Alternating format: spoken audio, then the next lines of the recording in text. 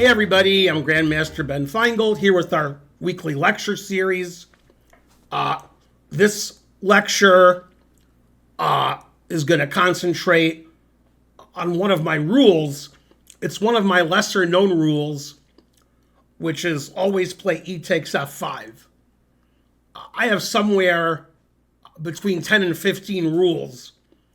Probably my most well-known rules are never play f3 or f6 and always play king b1 with the corollary, always play king b8 with black, which isn't said very much. Now, the corollary, which I'm not showing any examples this stream of, well, I guess it's a lecture, not a stream, of always play e takes f5 is always play e takes f4, which from my own personal games, I have more examples of. But we're not going to look at any of my games this stream. Somebody just joined the lecture at the last second. Luckily, I haven't said anything yet. Okay.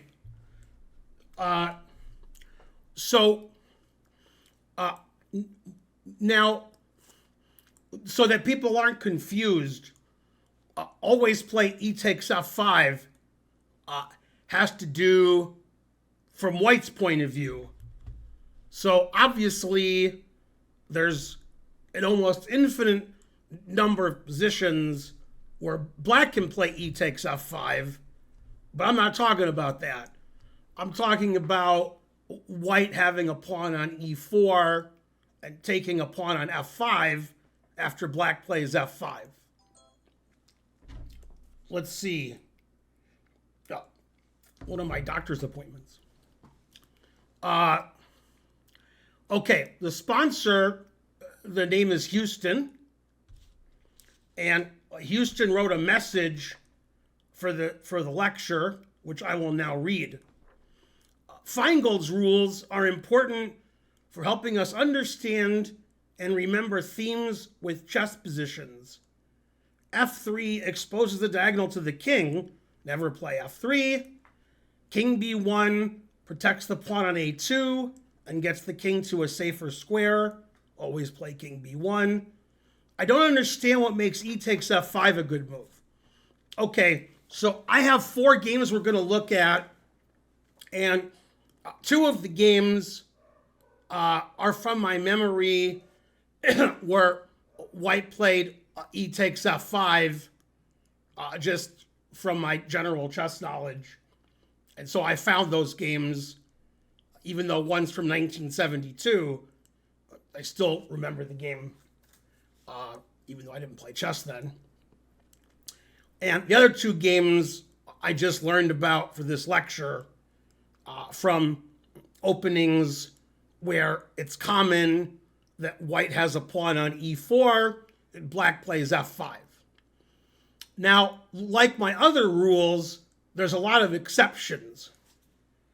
So I want to show you a position that's very common in chess, thousands of grandmaster games, and I've had white and black in this position. It's a classical King's Indian. And we do have a King's Indian as one of the games I'm going to show. Okay, this position, black can play knight d7 or knight e8 with the idea of playing f5. Play knight e8, not sure which move is more common. Okay, bishop e3, f5. This position and the position with the knight on d7 instead of e8 has occurred in many grandmaster games. White always plays the move f3, never play f3, and then after f4, black plays for mate, white has an advantage on the queen side, and the game's very exciting. And I've had both sides of this position. I've won and lost and drawn with white and black. The engine likes white because it's a King's Indian, so the engine always likes white. So this is one of the exceptions where instead of following my rule, you break my rule. And instead of playing e takes f5, you play f3.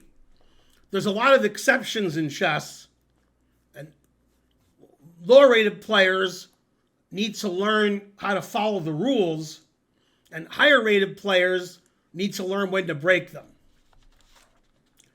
Okay, so, if it wouldn't be controversial if I told you not to give your queen away. You wouldn't say, why not? I like giving my queen away. Nobody's ever said that to me. But when I tell them my rules, like never play f3, never play f6, always play king b1, my students are always like, why? Why are you telling me this? Okay, and it's not to reason why, it's but to do and die, shattered and sundered. Just do as I say, then you'll play better. Of course, there's exceptions. Sometimes you give your queen away. It's pretty rare, but it happens. Okay, so the first game I thought of was Karpov versus Enevoldsen from the Olympiad in 1972. And I learned about this game from a chess book when I was a little kid. Okay, and it's not really very thematic for e takes f5, but it's e takes f5 is the best move. Black just played f5, so it follows my rule. It's a French defense, and in the Tarrasch variation, the two most common moves for black are knight f6 and c5. And this game was played in the 1970s, so that means c5 was the most common move. Nowadays, knight f6 is the most common move. Black can also play knight c6, d takes e4, and bishop e7. Those are also very common. A friend of mine who's actually been on the stream with me, and he's actually a friend of my dad's, but my dad passed away 11 years ago, so now he's my friend. His name is Wes Berger. And in the 1960s and 1970s, Wes Berger was rated 2300. He's from Michigan.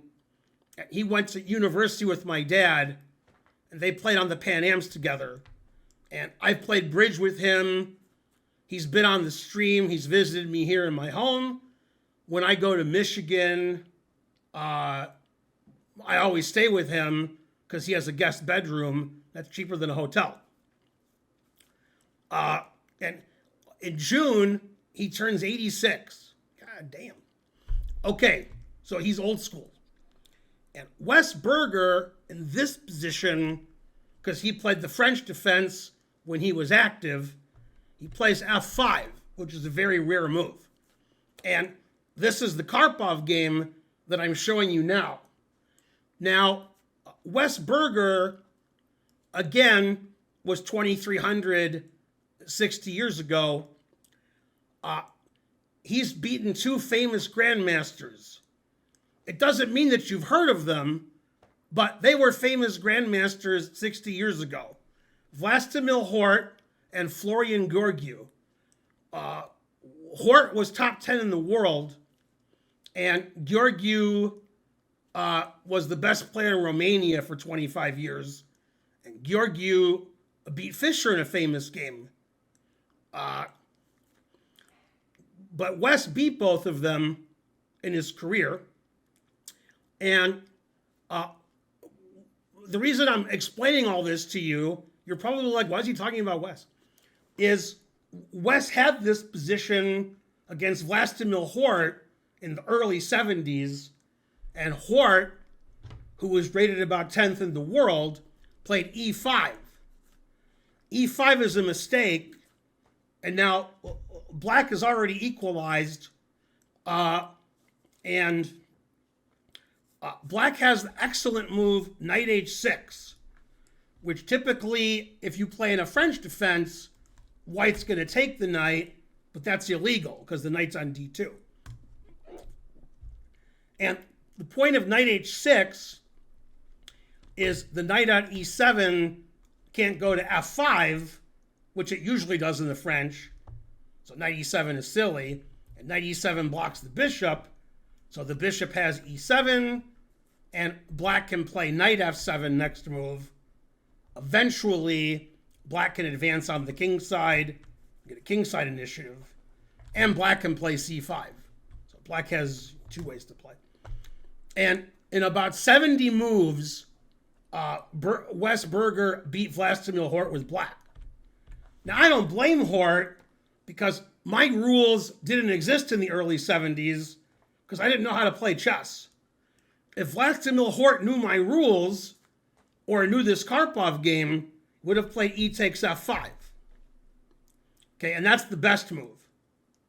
And this was a very smooth win by Karpov, although we don't want to underestimate black's position.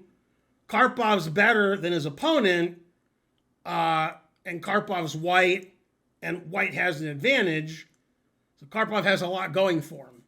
But e takes f5 is the correct move, and this gives white the advantage of controlling the e5 square. Black can't play d6 or f6 because play d5 and f5. And black doesn't dominate the e4 square because white can play f3 and stop black from playing knight e4. Whereas, white's going to probably put a knight on e5 later. And also, this bishop on c8 is not very good. It's being blocked. So, and Karpov, being such a strong player, in my opinion, probably the fifth best player who ever lived, knows e takes f5. Okay, so he plays the other knight to f3, not the g1 knight. The g1 knight he wants to put on f4.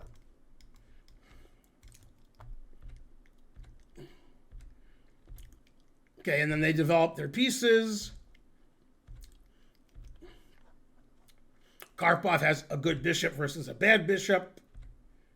Black takes a pawn, but black's queen side isn't developed. When Karpov sacks a pawn, you know it's good. He doesn't sack pawns very much. Okay, and Karpov attacks the center.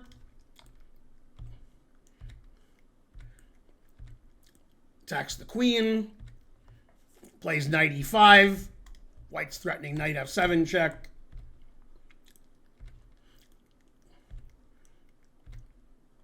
Karpov's pieces are all magnificent. Black's queenside pieces are all ridiculous. Now, white's threatening either knight to g6 check, winning the queen. So king g7, put it in h. Karpov sacks a piece. Karpov's going to sack another piece.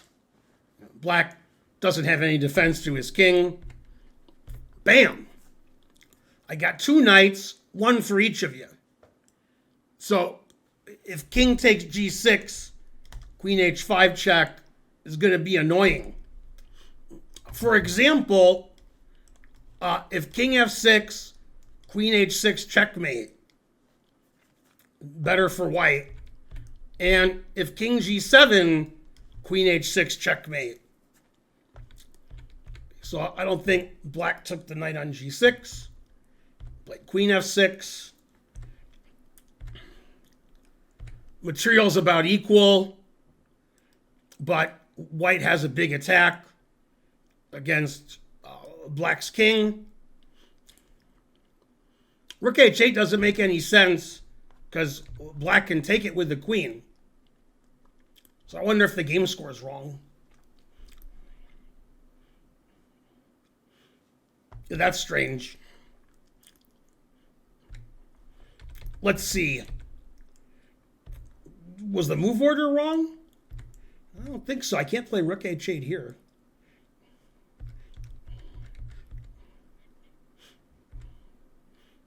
Well, the game score is probably wrong, because I'm sure Karpov didn't hang his rook and his opponent didn't take it.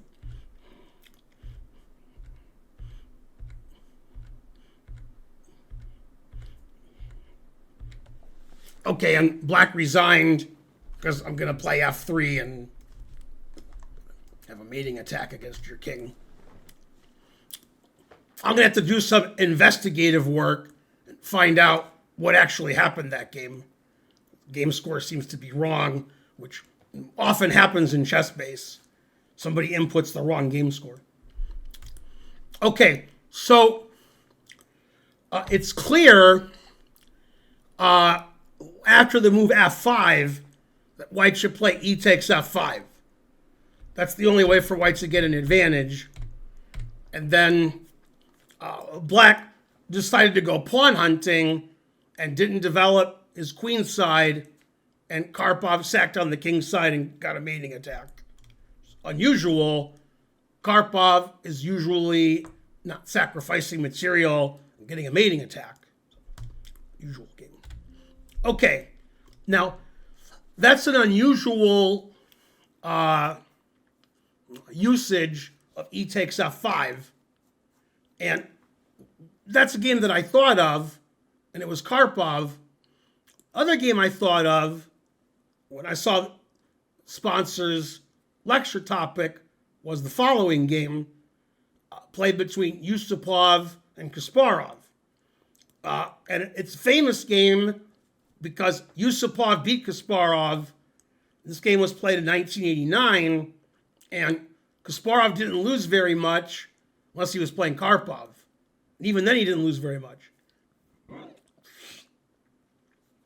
And I'm pretty sure with the dozen or so games that Yusupov has played Kasparov, this is the only game Yusupov won. And this is a more standard e takes f5 coming from a King's Indian where Kasparov is black and plays f5. Which is standard for him. They transposed. Okay, and Yusupov played d5, which is not the most common move. The most common move is to castle, and white also plays d5 or bishop e3. Those are also common moves. Okay, d5. Now, d5 closes the center, and typically black doesn't play for f5 unless the center's closed. Otherwise, white can take on f5 and e5 and open the center. Black doesn't get an attack because the center's open and white has counterplay in the center. When the center's closed, like this position, then black plays for f5. Okay, so Kasparov plays a5, stopping white from playing b4. And perhaps since Kasparov didn't play knight c6 and have his knight forced to e7, the knight can go to d7 or a6 and then to c5. And if the knight's on c5, which attacks the e-pawn, you don't want white to play b4 and kick the knight. a5 is a good prophylactic move, stopping white from playing b4, and hopefully black will get the chance to play knight c5. Okay, bishop g5, put it in h.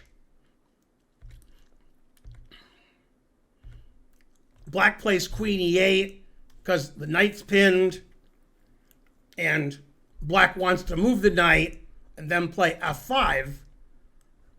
Can't move the knight, the knight's pinned. So queen e8, and black's going to push king side pawns. Castles, knight h7. Here comes f5. a3, white wants to play b4. Bishop to d7, developing his bishop and protecting his rook. If black doesn't protect his rook, white can play b4, and after a trade on b4, the knight is pinned to the rook. So bishop d7 protects the rook, so now white can't play b4 because that just loses a pawn. Okay, b3, f5.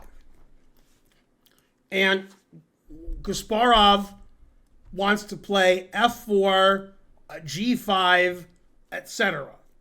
And the white bishop is trapped. Now, in the King's Indian, which is the most likely culprit for the topic of this lecture, which is to always play e takes f5, the King's Indian, often white has a pawn on e4 and black plays f5. So that's the way it goes. And King's Indian, if black wants to checkmate by playing f4 and g5 and having an avalanche of kingside pawns, white can always play e takes f5. Then black has trouble playing f4 because the e4 square is vacated for the white knight, which we're going to see next game. So Yusupov played e takes f5 for a different reason, and white wants to play knight e4. Kasparov doesn't want white to play knight e4 because the knight's good on e4, so Kasparov takes with the pawn. And this is actually an exchange sacrifice, which the engine likes black. It says it's a good exchange sacrifice. And a lot of times when white plays e takes f5 and black takes with the pawn, white plays f4, which fixes the black pawn on f5, which makes the white squared bishop bad. So it's a common strategical move for white to play f4 in these positions. Okay, but Yusupov played bishop h5 because Yusupov wants to win the exchange. Kasparov, being as strong as he is, even though my rules weren't invented yet, always sacrifices the exchange. And he plays queen c8. Now, if he doesn't want to sacrifice the exchange, he can play queen b8, and his rook has the c8 square. If I was black, I don't think I would want my pieces like this. That's not how Kasparov rolls. Kasparov played queen c8, and Yusupov won the exchange. Black has compensation with his center pawns. Black's threatening c3 knight, queen c2. And what happens a lot with lower rated players, which doesn't happen a lot with Kasparov, although it happened this game, I think because of time trouble, is you sacrifice material, like an exchange or a pawn. Karpov sacrificed a pawn last game. Then you get compensation, and if you're the better player and the engine says your position is good, eventually you hope the compensation is overwhelming and you win. What happened this game is Kasparov had compensation, the engine liked his position, and then he didn't know what to do. He got into time trouble. He didn't do anything. The compensation went away. Truth hurts. Okay, so queen h5, attacking the bishop. Kasparov wants to play f4, so bishop f4. Kasparov comes for the attack. Doesn't want to allow the knight to come in with check, so he puts it in h.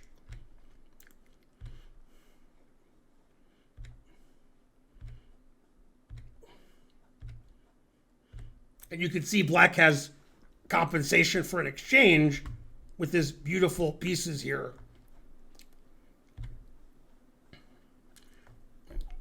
White sacrifices the exchange back, but Kasparov isn't interested.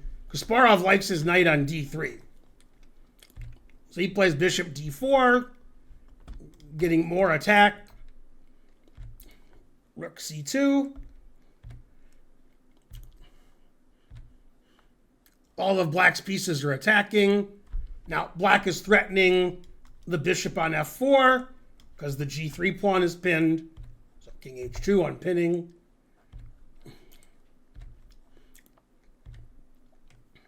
Now black's threatening knight f3 check.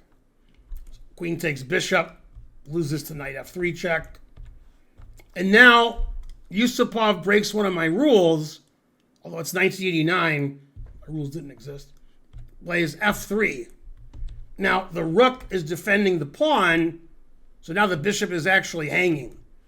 If you take the pawn, which seems obvious, I just take it, and then I take the bishop on d4, and black is down a piece. So Kasparov played knight d3, which the engine doesn't like.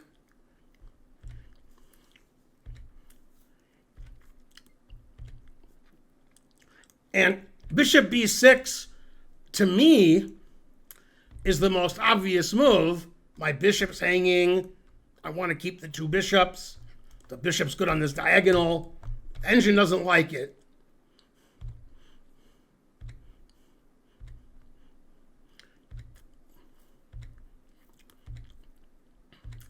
And all of a sudden, black doesn't really have any compensation anymore. White sort of fixed his position.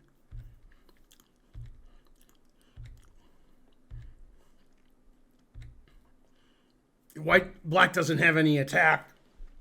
And after knight g4, white's threatening knight f6 check. E pawn is weak. F pawn is passed. And Kasparov resigned. Now, it's a good thing I'm giving this lecture, because if somebody else was giving this lecture, that would be the end of the game. Kasparov resigned, and white won. And it's funny that I have a pawn on f5 after my e takes f5 rant. But what you don't know is Kasparov was mad after he lost, which maybe you did know that, because Kasparov didn't like losing. And he went into the Skittles room with his trainer, and he locked the door so nobody could use the Skittles room but him, because he behaves very well. And the organizers took the door apart and got rid of the door so other people could use the Skittles room. But yeah, Kasparov didn't want anybody in there. He was very upset that he lost, especially since the engine said he had a good position. So Yusupov always played e takes f5, won the exchange. Black had excellent compensation. Then in time trouble, he messed it up, and Yusupov beat Kasparov. Unusual. Okay. Now, of the four games, this one is the most explanatory of why you should play e takes f5. White is Yiri Stocek, who's a Czech grandmaster. Although when this game was played, he was not a grandmaster. The game was played in 1994. And he's paired up against Viacheslav Dydyshko, who was a grandmaster. Okay, so black is the higher rated player. It's a King's Indian, which is the most likely opening to follow my rule of always play e takes f5. We've seen this before.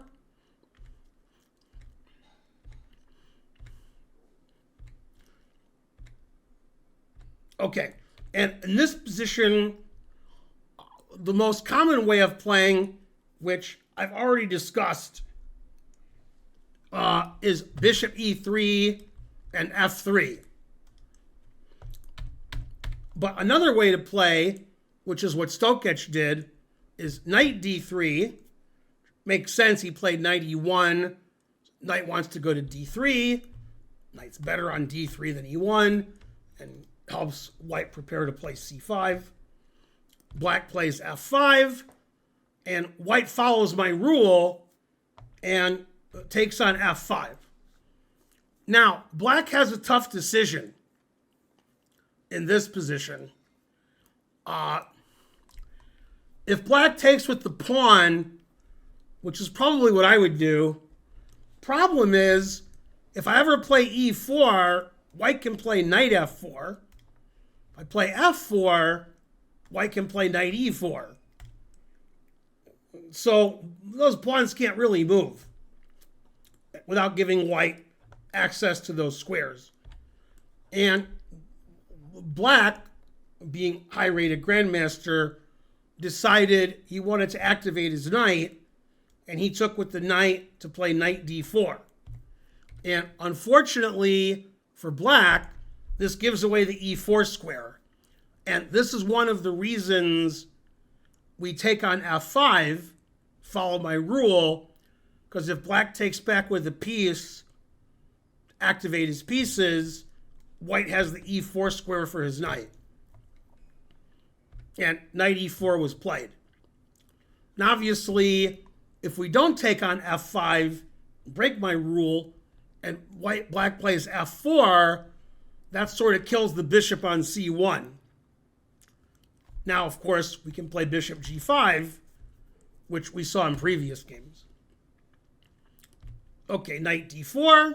Black has a good knight also. Bishop e3, completing development. Knight f6, trying to kick the knight away from e4. And now white plays the excellent strategical move, which is made possible because white played e takes f5 of bishop g4. White wants to get rid of black's two bishops. The e6 square is weak. The knight is blockading a passed pawn. And the bishop doesn't have a lot of scope because the pawn's blocking it.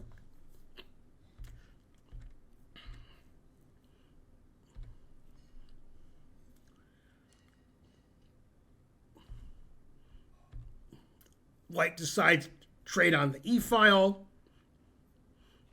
Black wants to trade minor pieces. Queen takes bishop, queen takes knight. But white wants to keep that knight on d3. It's a good blockader. Hopefully the knight can go to e6 later.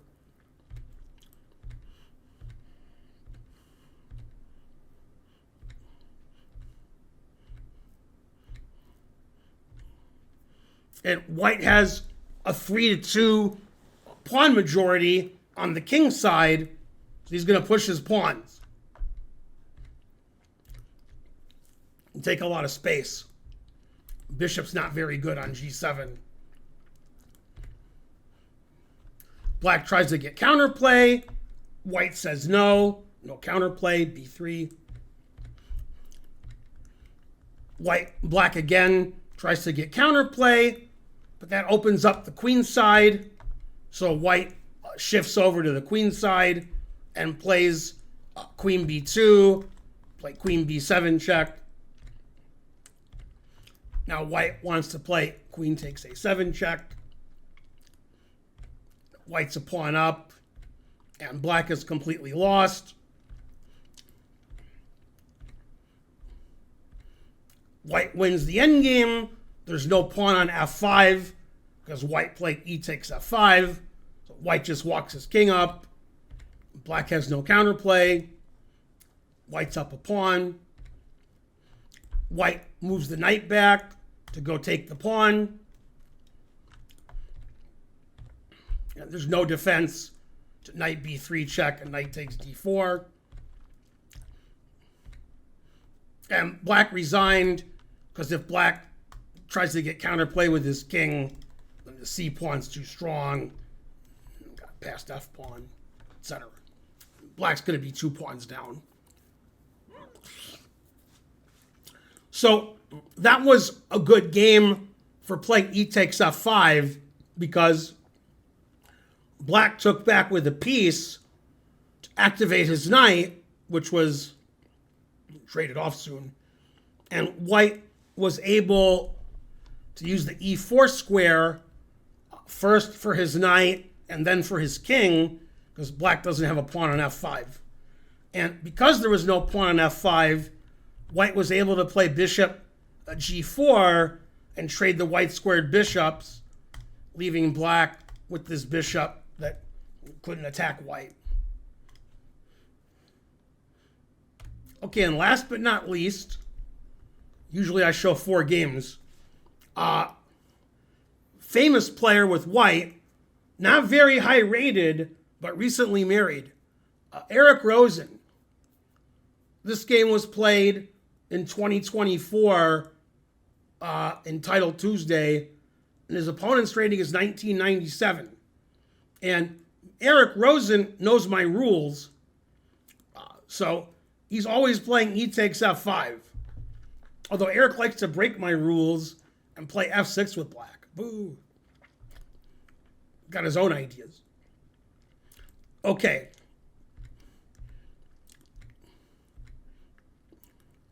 So we have a closed Benoni, and black played f5. Black wants to play knight f6, maybe f4, and so forth.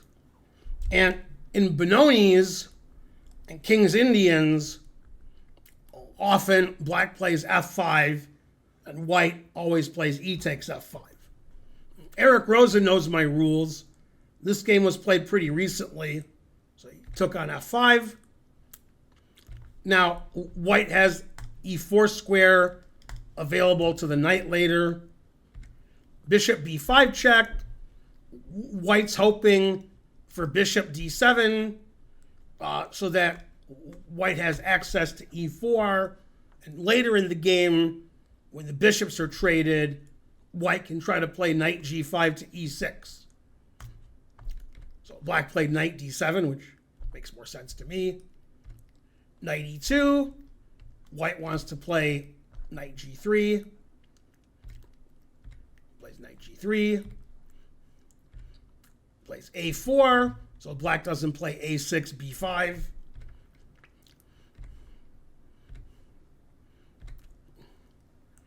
Bishop goes back to e2. Black is very passive. Black doesn't have a lot of counterplay. Black can't make any threats.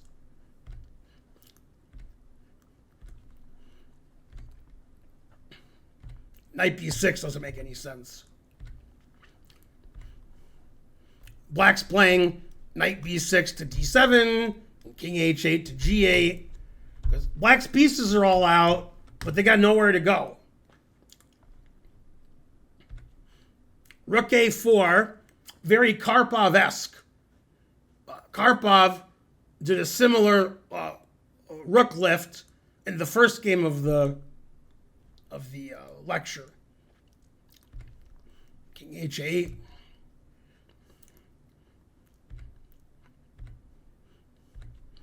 Yeah, black can't do very much.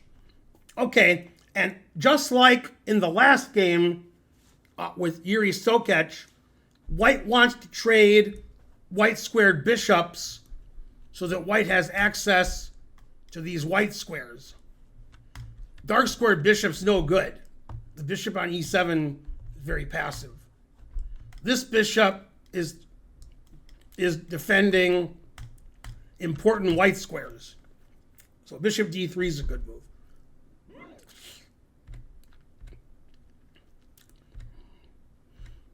Knight f5. Doesn't want to trade his knight for that bad bishop.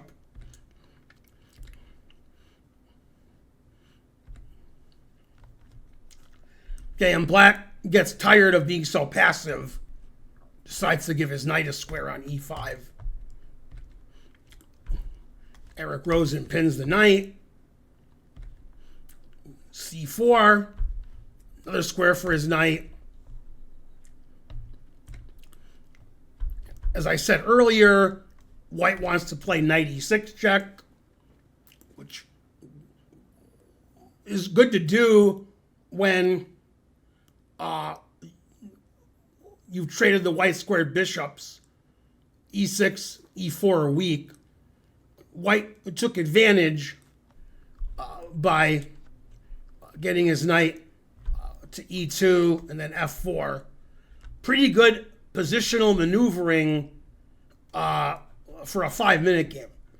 Now, if black takes the sacrifice knight, then knight e6 check wins the queen, although white might not take that queen and play for mate. Okay, black played queen c8, getting out of the fork, but still a fork. Truth hurts.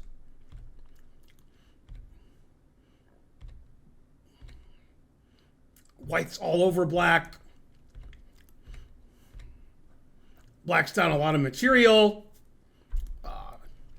Knight on e6.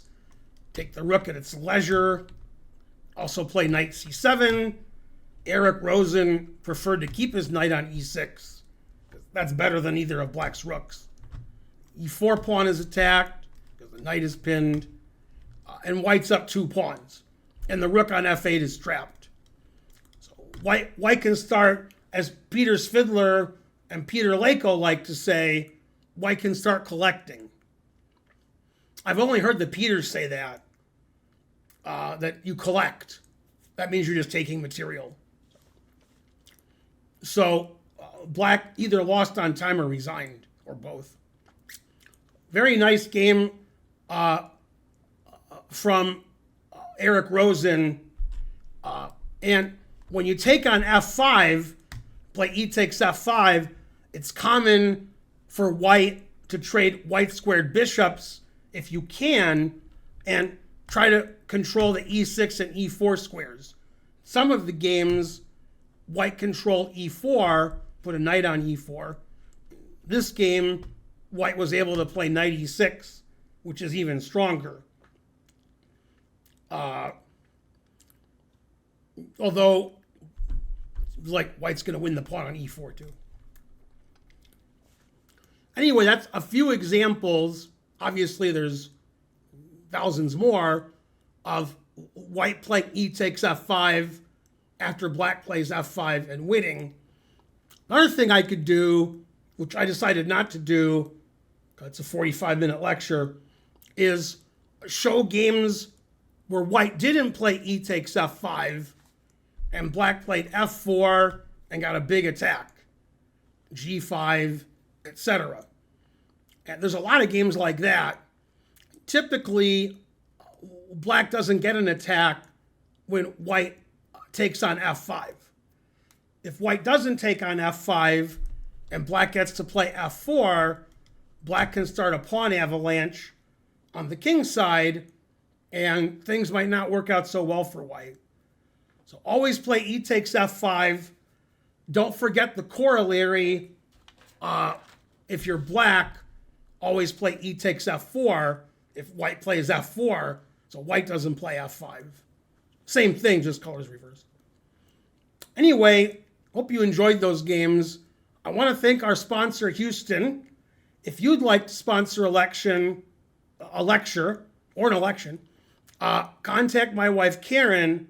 Her details are in the description, and you can sponsor a lecture on the topic of your choice, assuming it's not too vague. This one was very specific. So, one of my lesser known rules, always play e takes f5, etc. Mainly etc. Thanks for watching, everybody. Have fun in YouTube land. See you next week. Bye.